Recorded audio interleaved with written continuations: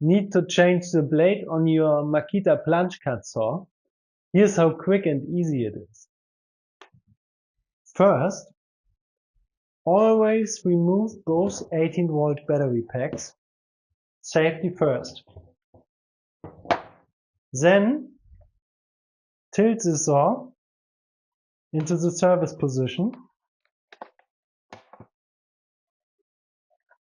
It locks securely, so you've got both hands free and the blade is fully exposed. Next, grab the hex wrench. It's stored right on the side of the motor housing. Press the spindle lock and take off the old blade.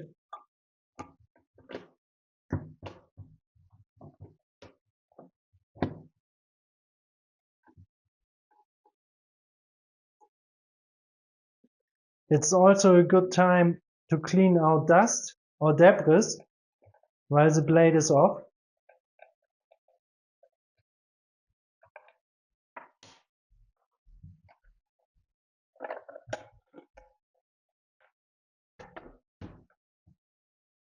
Now install your new blade, making sure the teeth face the correct direction.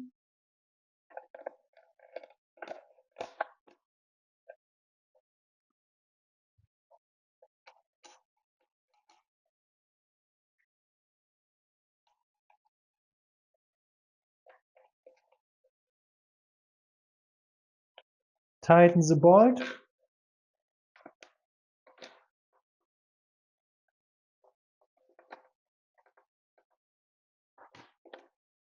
Release the spindle lock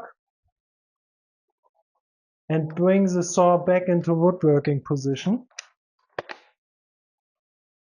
The whole process takes just a minute and it's well thought out safe, straightforward and efficient. Blade changes won't slow you down, and that's exactly what you want on a busy job site.